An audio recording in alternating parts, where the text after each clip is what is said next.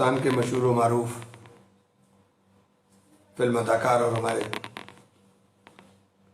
एक अच्छे दोस्त इरफान खान साहब का इंतकाल हो गया। अल्लाह ताला उनकी मग़फ़िरत फरमाए। पिछले 1.5 साल से बहुत ज़्यादा बीमार थे। हिंदुस्तान की तारीख़ में उनका नाम बहुत इज्जत के साथ और एक बेहतरीन अदाकार के रूप में याद किया जाएगा। खैर, मैं आज साथियों आपसे गुफ्तगू कुछ करना चाहता हूं कि पूरे मुल्क में और क्या पूरी दुनिया में कोरोना के साथ लड़ाई हो रही है, लेकिन हमारे मुल्क में हमारे मुल्क के गरीबों के साथ छल हो रहा है। किस तरीके से देश के अंदर काम हो रहा है उसकी छोटी सी बात आपको बताना चाहता हूं। प्रधानमंत्री जी ने ऐलान किया लॉकडाउन, तो लॉकडाउन हो गया। प्रधानमंत्री जी ने 5 ट्रिलियन इकोनॉमी की बात की थी। बड़े चिल्ला चिल्ला के जोर से 5 ट्रिलियन इकोनॉमी की बात हो रही थी, लेकिन 3 महीने आते आते डीए कटने की बात हो गई कि सरकारी कर्मचारियों का डीए काटा जाएगा। और अभी कर्मचारी बेचारे हिसाब नहीं लगा पाए। मैं बता रहा हूं हिसाब, उनको हिसाब लगा लें। एक कर्मचारी जिसकी तनख्वाह लगभग 50,000 है, उसके पास से 3,76,000 रुपया कट जाएगा। 3,76,000। ये 3,76,000 रुपया काट करके आप इनके तो पेट पर लात मार रहे हो, और इसी वक्त में आपने 68,000 करोड़ रुपया माफ कर दिया। मेहुल चौकसी का भी माफ कर दिया, नीरव मोदी का भी माफ कर दिया। और कमाल की बात है, देश के सबसे बड़े राष्ट्रभक्ति का सर्टिफिकेट बांटने वाले बाबा रामदेव, जिन्होंने इस संकट की घड़ी में 1 रुपया भी खर्च नहीं किया, 1 रुपया भी कहीं खर्च नहीं किया। बाबा रामदेव ने रुचि सोया फैक्ट्री को खरीदा और उसका 2200 करोड़ रुपया माफ करा लिया। किसान के पास आज भूखे मरने की नौबत आ गई, लेकिन किसान के कर्जे के ऊपर ध्यान नहीं देंगे, क्योंकि किसान को तो इन्होंने हिंदू मुसलमान मुलझा दिया। अब तो आप कोरोना में हिंदू मुसलमान ढूंढिए, जमाती ढूंढिए, आपको तो इससे फुर्सत नहीं है। और इनका काम चालू है। देश में क्या माहौल बना दिया आपने। फेसबुक के ऊपर कोई कह रहा है कि मुसलमानों से सब्जी नहीं खरीदेंगे, और कोई दूसरी तरफ कह रहा है कि हम अब के जो है ईद की खरीदारी नहीं करेंगे, क्योंकि ईद की खरीदारी करेंगे तो इनकी दुकानों से करेंगे। अरे कहां जा रहे हो, कहां गिरोगे भाई। तुम हिंदू मुसलमान बोल जा रहे हो और देश को बर्बाद करने के अंदर कोई कसर बच नहीं रही है। आप हिंदू मुसलमान बोल जा रहे हैं। ये तो अल्लाह का करम है, ईश्वर की मेहरबानी है कि हमारी इम्यूनिटी, हमारे शरीर के अंदर प्रतिरोधक क्षमता इतनी ज्यादा है कि ये कोरोना हम पर असर कम कर रहा है। ये किसी सरकार के चमत्कार नहीं है, ये भगवान का चमत्कार है, ये ईश्वर का चमत्कार है, ये अल्लाह का करम है कि ये इसकी प्रतिरोधक क्षमता हम पर असर नहीं कर रही, वरना कमी तो कोई आपने छोड़ी नहीं। भूखे मरने की नौबत आ गई। जिस मॉडल की आप दुहाई दे रहे, गुजरात आपने टेस्ट ही बंद कर दिए। अहमदाबाद का नाम सबसे ऊपर ना जाए, आपने टेस्ट बंद कर दिए।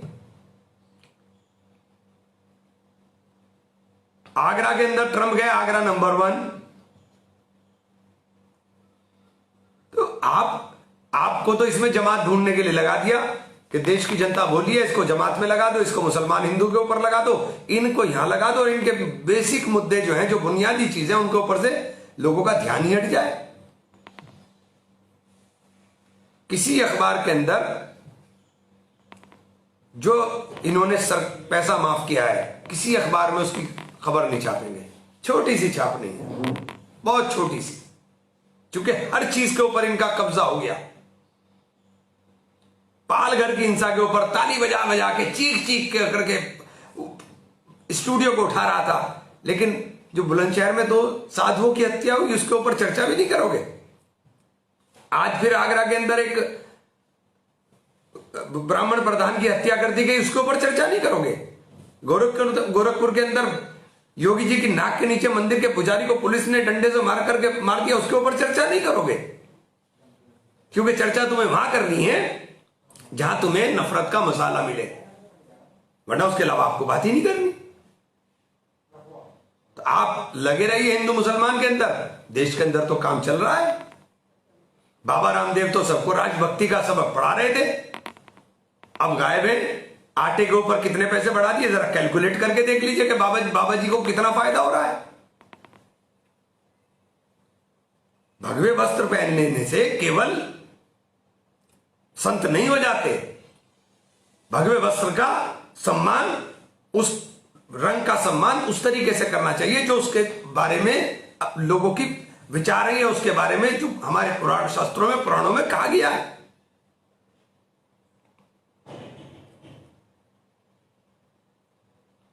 मैं इसलिए ये बात कह रहा हूं, और यही बात दूसरे लोगों पर भी लागू होती है।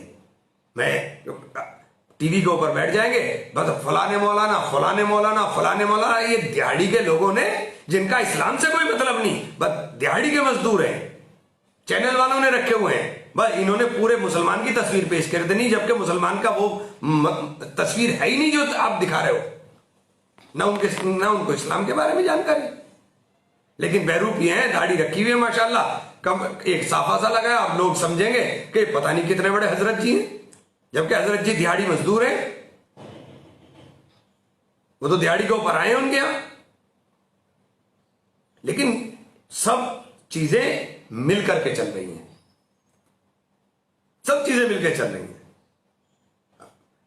आज जवाब नहीं दे पाएगा कोई, आज कोई जवाब किसी के पास नहीं है कि किसान भूखा मरने को नौबत आ गई। आपने 6.5 लाख करोड़ रुपया राइट ऑफ कर दिया पिछले 5 साल के अंदर, किसान को 2 रुपए देते हुए आपको दर्द होता है। एक खबर और दिखाता हूं आपको, एक खबर ये आज अखबार के अंदर है, लॉकडाउन में दाल तेल महंगा, सब्जियां सस्ती, दाल 100 रुपए प्रति किलो, गेहूं चावल की कीमतों में इजाफा। यानी आपकी समझ में नहीं आया, यानी जिनका भंडारण हो गया उनकी कीमतें तो ऊपर चढ़ेंगी, और चूंकि सब्जी जो है वो किसान सीधे बेच रहा है, उसका दाम डाउन आ गया। आज गेहूं की फसल तैयार पड़ी हुई है, खरीदार नहीं है, खरीदार नहीं मिल रहा है, लेकिन दाल के तेल के चूंकि इनका भंडारण हुआ है इनके मित्रों के पास, तो इसके रेट आसमान पर है। बाबा जी कमा रहे हैं पैसा, बाबा जी का राष्ट्रवाद चल रहा है, किसान उलझा हुआ है अपनी समस्या के अंदर। दुनिया में सबसे सस्ता तेल हो गया, इन्होंने 6 रुपया मेरे ख्याल से उसके ऊपर वो भी लगा दिया, कोविड टैक्स। मतलब सारी दुनिया में सस्ता हो गया तेल, आप महंगा करे जा रहे हो, क्योंकि वो जेब से आम आदमी की कट रहा है, और आम आदमी को तेल से वो नहीं मतलब है, आम आदमी को तो मतलब है मोदी जी ने तो भाई स्वर्ग बना दिया, स्वर्ग बना दिया। ये आने वाली नस्लों को बर्बाद करने की तैयारी है, समझ जाओ, समझ जाओ और समझ जाओ।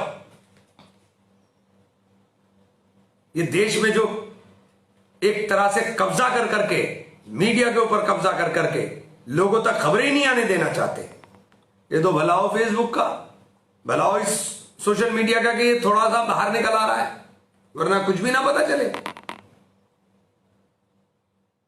मैं इसलिए